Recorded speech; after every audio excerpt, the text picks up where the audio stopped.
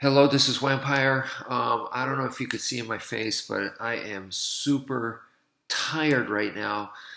Had a long day, but it was a good day. Mr. Pedro came back to visit.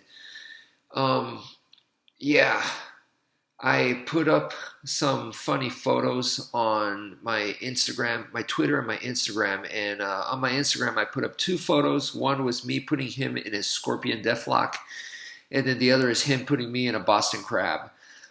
Professional wrestling finisher moves, the walls of Jericho.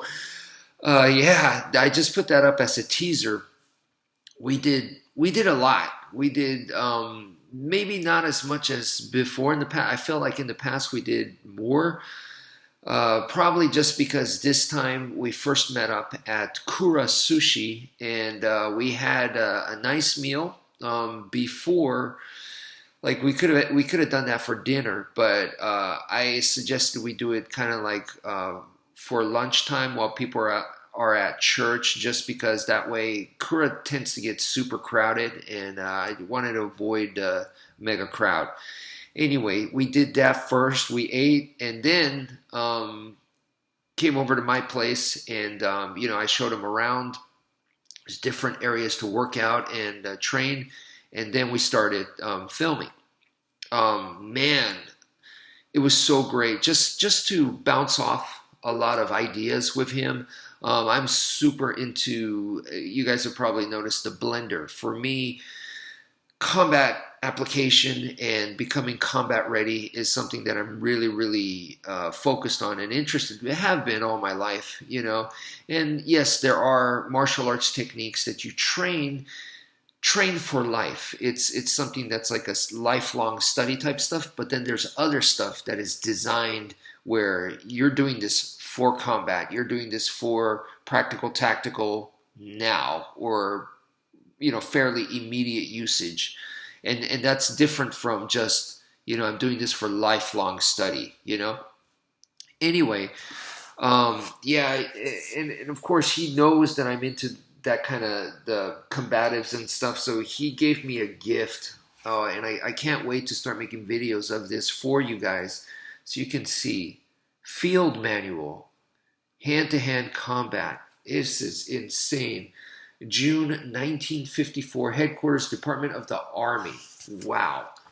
And yeah, just to show you guys some stuff. Wow, look at that. Okay.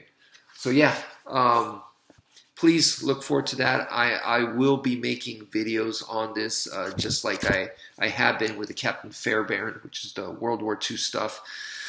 But yeah, we bounced off a lot of ideas. Mr. Pedro, he also, comes from a FMA background. He has a lot of Filipino martial arts, not just one style of Filipino martial arts, but multiple styles of Filipino martial arts, like me, but different, totally different from me, totally different background, different styles, and then combine that with the other martial arts styles that he does.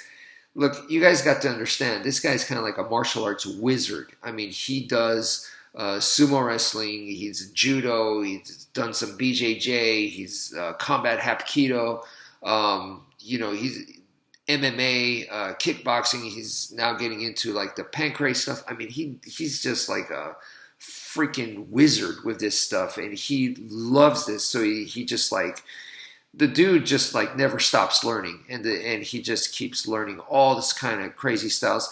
I didn't even mention the Chinese styles that he has done, and yeah, he has a long list of martial arts experience background that he has studied. So it's always great to meet up with someone like that, and once again bounce off ideas.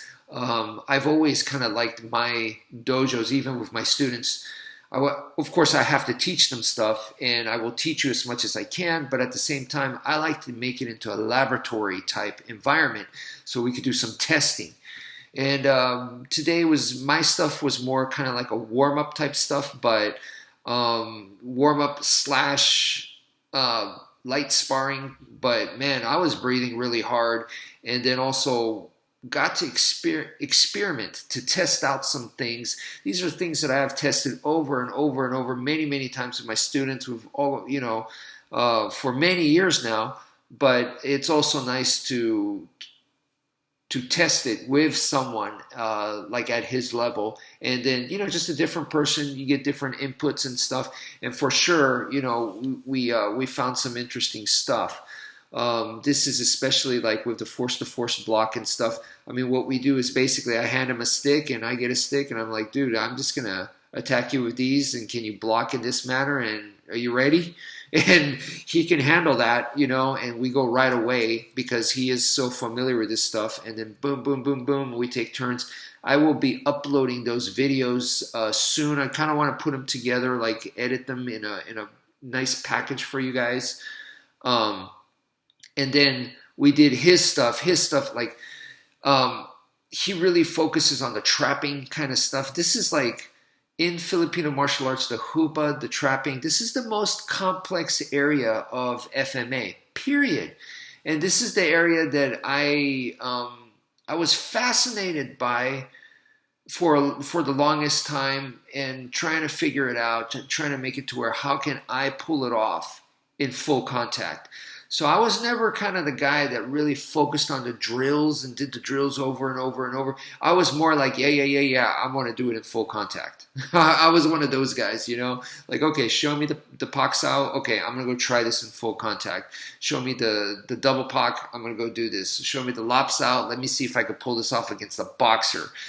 I was that kind of guy. And to be honest, most of it I could not pull off. Now, that doesn't mean that the technique is bad. It's just I needed to figure out how to make it work for me. I needed to figure out, how to evolve it for me, doing full contact, sparring against people from other styles. And, it took many years, but then I was able to do it. And then as I did that, it kind of went further and further and further away from the original.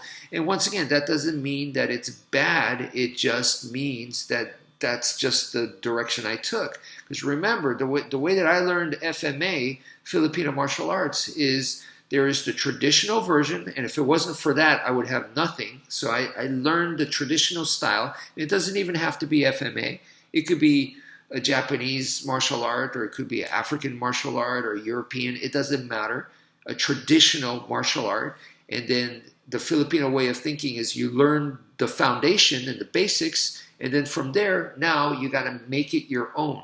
So every person has a different purpose. Every person has a different specialty, pros and cons, things that you're naturally talented at, things that you are not very good at. So, combine all that with your background, history, and all that, and what you end up with is a totally different product from another person. So in Mr. Pedro's case, he did a lot of the trapping drills. He's very, very good at them. I could totally attest to that. And he's awesome at that, and it works for him. It makes sense to him. And then I come from a completely different, where I got the traditional stuff and totally changed it, and it works for me. Like I could spar with I'm not awesome or anything, but I could spar with someone who's done like MMA, and to my satisfaction, I could be doing compound trapping. I could be doing Heaven 6 type stuff to my satisfaction. And I talked to Mr. Pedro about this, and he has enough combat sport background, traditional background, and tactical background, or he's open-minded enough and he's done so much research and has so much information that he's very open-minded. And we're cool. We're super cool. Just talking about it. It doesn't get into an argument or anything like that. So I mean, he's just a very awesome dude, very respectful, and very, very knowledgeable. And it's always a pleasure working out with a guy, meeting up with a guy, and I feel like every time he does his trapping stuff and I partner for him, it's for me it's rough, because like he'll show me a new set, and then I'm like trying to memorize it as fast as I can because he wants to record that, and a lot of times it's not good enough. I'm not able to keep up, but I'm getting practice, and that's something that I normally wouldn't practice, but I'm getting practice in something that I'm not good at, which is, that's awesome if you think about it, and why not learn it from someone who's great at it, who really likes that stuff. So, because then I'm like, I hope some of the joy and the happiness, why you like it so much, will rub off on me, and yeah, it's just amazing stuff.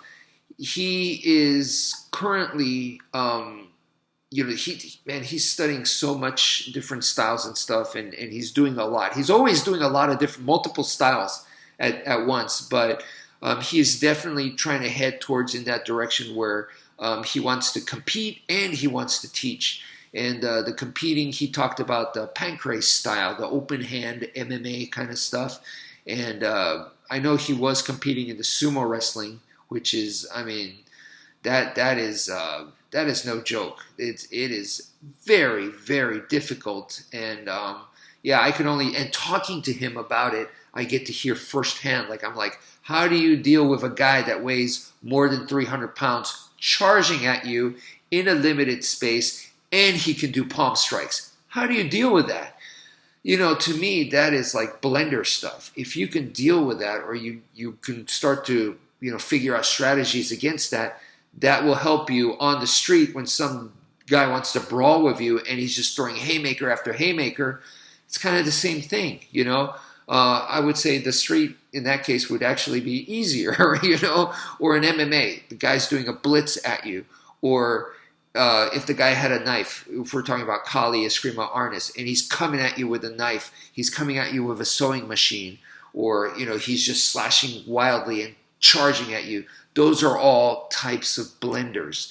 And to me, there's a commonality. If you don't know how to deal with that rush, and this was also the same with the early UFCs, where the grapplers would just charge you and take you down. That is a type of blender. It's not striking, but they're charging at you. So that charge, where a person just says, I don't care, I'm just going to come at you. It's almost like a game of chicken. And yeah, you might be able to hit them, but if you miss, you're going to get taken down. So if you're the smart one, you're going to go, okay, I'm not going to do that. But then what do you do? And so that to me is my obsession right now, is to, what is the Filipino answer? What is other styles? How do they deal with it? And try to blend them together. That's what I've been working on.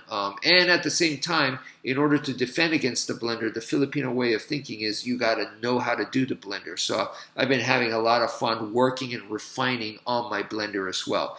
But anyway, please look forward to the Mr. Pedro videos coming up. That's it for now. Thank you for viewing, and take care, folks.